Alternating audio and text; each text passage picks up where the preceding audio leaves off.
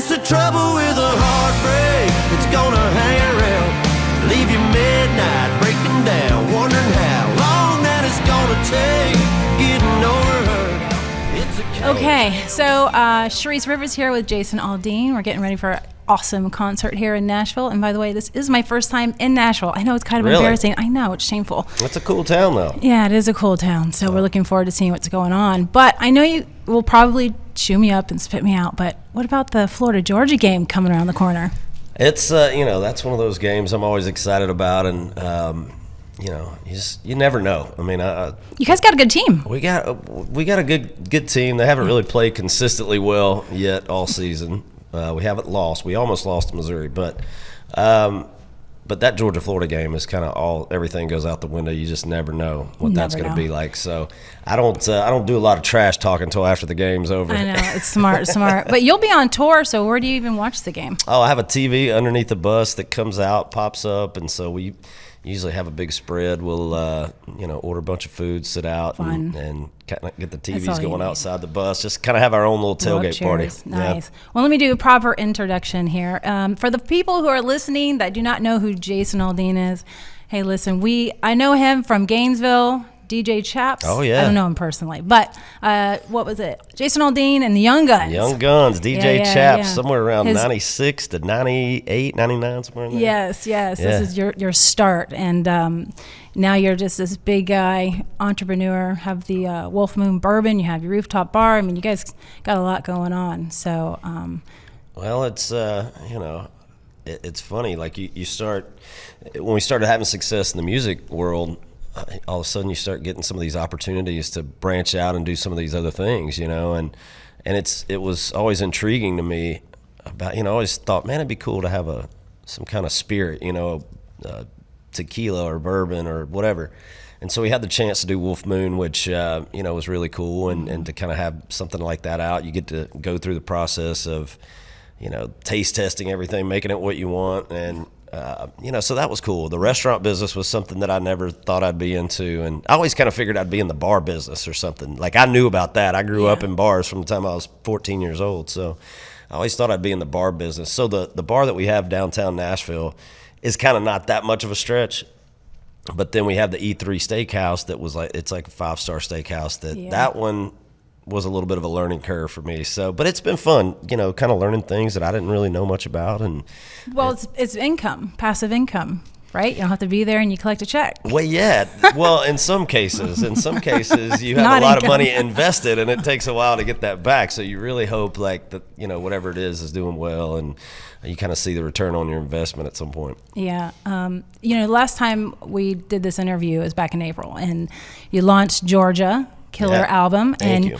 I asked, when we're golfing, what's the song to listen to? And you said Small Town Small. Yeah. And it was very particular at that point in my life because I hadn't really paid attention to that song. And anybody who's listening, download his album. It's quite amazing. But that song is so perfect for right now, what's going on in our world. And that's what you said then. So that's why I listened to it.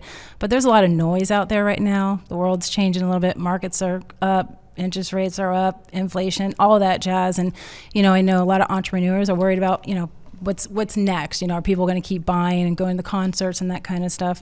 And so there's a lot of fear out there. So why did you want that song so bad?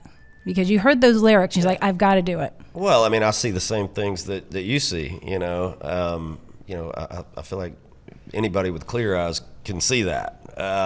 And so to me, it was that. The song was talking about things that I felt like were really relevant to what's going on right now. It's kind of how I felt about things right now. And it was just one of those songs that, every once in a while you'll hear a song that just kind of hits you a different way. And I think that was one of those songs for me where it was just like, man, I'm really pissed off at the way everything's going in our country and the world right now.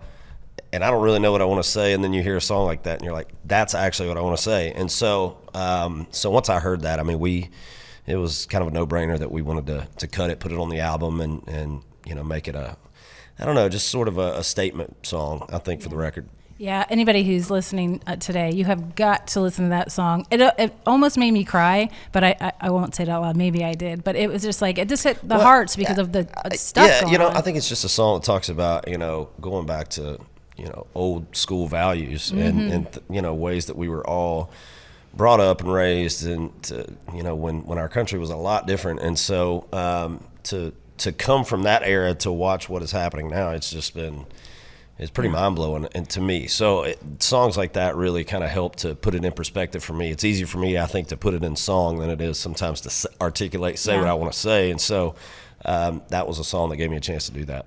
So it's keeping the sweat on the collar and keeping the sweat on the dollar, right? Yeah. It's good. So Keep your sins in the water. That's right. That's one of my favorite lines. Awesome. Yeah. Very cool. Well, we appreciate this. You have done so many things since your Hicktown first album back in, I think, almost 2005. So a lot of things have changed, and I know we got to get going here, but, when your Georgia album came out, does the excitement change from when Hicktown came out to now?